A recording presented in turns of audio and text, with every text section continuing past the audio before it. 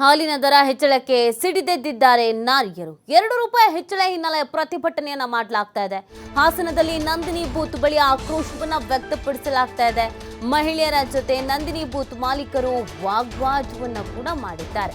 ₹2 ಹೆಚ್ಚಳ ಆಗಿರುವಂತಹ ಹಿನ್ನೆಲೆಯಲ್ಲಿ ಈ ಒಂದು ಪ್ರತಿಭಟನೆಯನ್ನ ಮಾಡಲಾಗ್ತಾ ಇದೆ. ಈ ಸಂದರ್ಭದಲ್ಲಿ ಸ್ವಲ್ಪ ವಾಗ್ವಾದ ಕೂಡ ನಡೆದಿದೆ ಅನ್ನೋದು ಗೊತ್ತಾಗ್ತಾ ಇದೆ. ಹಾಸನದಲ್ಲಿ ಒಂದು ಪ್ರತಿಭಟನೆಯನ್ನ ಹಮ್ಮಿಕೊಳ್ಳಲಾಗಿದೆ.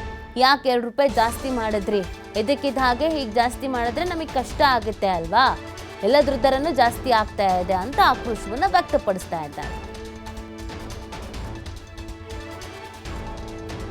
ಎಸಲ್ ಯಾವ ರೀತಿಯಾದಂತ ಪ್ರತಿಭಟನೆ ನಡೀತಾ ಇದೆ, ಜನ ಏನ್ ಹೇಳ್ತಾರೆ ಈ ಬಗ್ಗೆ ಒಂದು ಚಿಟ್ಚಾಟ್ ಅನ್ನು ನಮ್ಮ ಪ್ರತಿನಿಧಿ ಪ್ರಕಾಶ್ ಮಾಡಿದ್ದಾರೆ, ನೋಡೋಣ ಬನ್ನಿ. ರಾಜ್ಯದಲ್ಲಿ ಈಗಾಗಲೇ ನಂದಿನಿ ಹಾಲಿನ ದರ ಕೂಡ ಹೆಚ್ಚಳವಾಗಿದೆ. ₹2 ದರವನ್ನು ಕೂಡ ಈಗಾಗಲೇ ಸರ್ಕಾರ ಹೆಚ್ಚಳ ಮಾಡಿರುವಂಥದ್ದು. ಅದರಲ್ಲೂ KMF ಇದನ್ನ ಸಾಕಷ್ಟು ಹೇಳಿರುವಂಥದ್ದು. ₹2 ದರವನ್ನು ಕೂಡ ಹೆಚ್ಚಳ ಮಾಡಿದ್ದೇವೆ ಅನ್ನುವ ಮಾಹಿತಿಯನ್ನು ಹೇಳಿದೆ. ಈಗ ನಾವು ಹಾಸನದ ಹೇಮಾವತಿ ಸರ್ಕಲ್ನಲ್ಲಿರ್ತಕ್ಕಂತಹ ನಂದಿನಿ ಬೂತ್ ಏನಿದೆ, ನಂದಿನಿ ಬೂತ್ನಲ್ಲಿ ಕೂಡ ಈಗಾಗಲೇ ಇರುವಂಥದ್ದು. ಯಾಕಂತಂದ್ರೆ ಇಲ್ಲಿ ಸಾಕಷ್ಟು ಅತಿ ಹೆಚ್ಚು ವ್ಯಾಪಾರ ಆಗುವಂಥದ್ದು ನಂದಿನಿ ಬೂತ್ ಹತ್ರ. ಬೆಳ್ಳಂಬೆಳಿಗ್ಗೆ ಸಾಕಷ್ಟು ವ್ಯಾಪಾರಿಗಳು ಕೂಡ ಬರ್ತಾರೆ ಹಾಲನ್ನು ಕೂಡ ಕೊಂಡ್ಕೊಳ್ಳೋದಕ್ಕೆ. ಹಾಲಾಗ್ಲಿ ಮೊಸರಾಗ್ಲಿ. ಈಗ ನಮ್ಮ ಜೊತೆ ಗೃಹಿಣಿ ಇದ್ದಾರೆ. ಮೇಡಮ್, ತಮ್ಮ ಹೆಸರು? ಹಲೋ, ನನ್ನ ಹೆಸರು ಪೃಥ್ವಾ ವಸಂತ್. ಮೇಡಮ್, ಈಗ ಹಾಲಿನ ದರ ಹೆಚ್ಚಳ ಆಗಿದೆ. ₹2 ದರವನ್ನು ಕೂಡ ಹೆಚ್ಚಳ ಮಾಡಿರುವಂಥದ್ದು. ಇದ್ರ ಬಗ್ಗೆ ನೀವೇನು ಹೇಳ್ತೀರಾ ಮೇಡಮ್?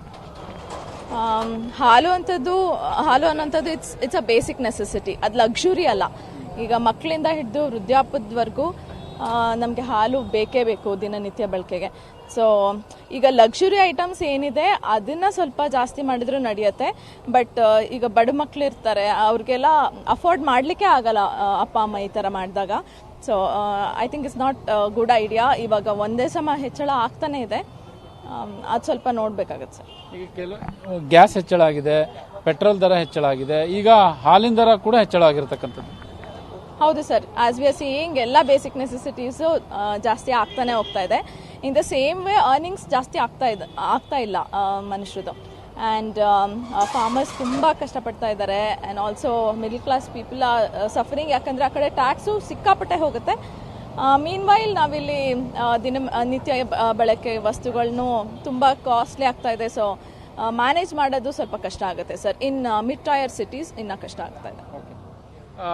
ಈಗ ನಮ್ಮ ಜೊತೆ ನಂದಿನಿ ಬೂತ್ನ ಮಾಲೀಕರು ಏನಿದ್ದಾರೆ ಅವರು ಕೂಡ ಇದ್ದಾರೆ. ಅವ್ರ ಮೇಲೂ ಸಾಕಷ್ಟು ಇದು ಪರಿಣಾಮ ಬೀರುತ್ತೆ. ಈಗ ನಿಮ್ಮ ಮೇಲೂ ಕೂಡ ಪರಿಣಾಮ ಬೀರುವಂಥದ್ದು. ₹2 ದರ ಹೆಚ್ಚಳ ಆಗಿದೆ. ನೀವು ಟೀ ಕಾಫಿಯನ್ನು ಕೂಡ ಮಾರ್ತೀರಿ. ಇಲ್ಲಿ ದರವನ್ನು ಕೂಡ ನೀವು ಹೆಚ್ಚಳ ಮಾಡಬೇಕಾಗುತ್ತೆ. ಬಟ್ ಬಂದಂಥ ಗ್ರಾಹಕರು ಏನಿರ್ತಾರೆ ಅವ್ರಿಗೆ ಎಲ್ಲೋ ಒಂದು ಕಡೆ ಮತ್ತೆ ದರದ ಬಿಸಿ ಕೂಡ ತಗಲುತ್ತೆ. ಏನು ಹೇಳ್ತೀರಿ ಇದಕ್ಕೆ? ಹೌದು ಸರ್, ಈಗ ದಿನನಿತ್ಯ ಬಳಕೆ ವಸ್ತುಗಳೆಲ್ಲ ಈ ಥರ ದಿನಕ್ಕೆ ಹೆಚ್ಚಾಗ್ತಾ ಇದ್ದಾರೆ. ಗ್ರಾಹಕರ ಹತ್ರನೂ ಜನರ ಹತ್ರನೂ ದುಡ್ಡು ಓಡಾಡಲ್ಲ. ಜನರ ಹತ್ರ ದುಡ್ಡು ಬಂದರೆ ನಮಗೂ ದುಡ್ಡು, ನಮಗೂ ವ್ಯಾಪಾರ. ಈಗ ರೀಸೆಂಟಾಗಿ ಹಾಲಿನ ದರ ಹೆಚ್ಚಳ ಆಗಿತ್ತು. ಈಗ ಮತ್ತೆ ₹2 ಜಾಸ್ತಿ ಮಾಡ್ಯಾರೆ. ಮತ್ತು ನಾವು ಕಾಫಿ ಗ್ಯಾಸು ಜಾಸ್ತಿ ಆಗಿದೆ, ಪೆಟ್ರೋಲ್ ಡೀಸೆಲ್ ಜಾಸ್ತಿ ಆಗಿದೆ. ಮತ್ತು ನಾವು ಈಗ ರೇಟ್ ಜಾಸ್ತಿ ಮಾಡಿದ್ರೆ ಕಾಫಿ ಟೀದು ಜನರು ಬರಲ್ಲ, ತುಂಬ ಕಮ್ಮಿ ಆಗ್ತಾರೆ ಜನರು. ತುಂಬ ನಮಗೂ ಇದು ಹೊಡ್ತಾನೆ ಸರ್. ₹2 ಜಾಸ್ತಿ ಮಾಡಿರೋದು ಮಿಡಲ್ ಕ್ಲಾಸ್ ಪೀಪಲ್ಗಂತೂ ತುಂಬ ಹೊಡ್ತಾನೆ.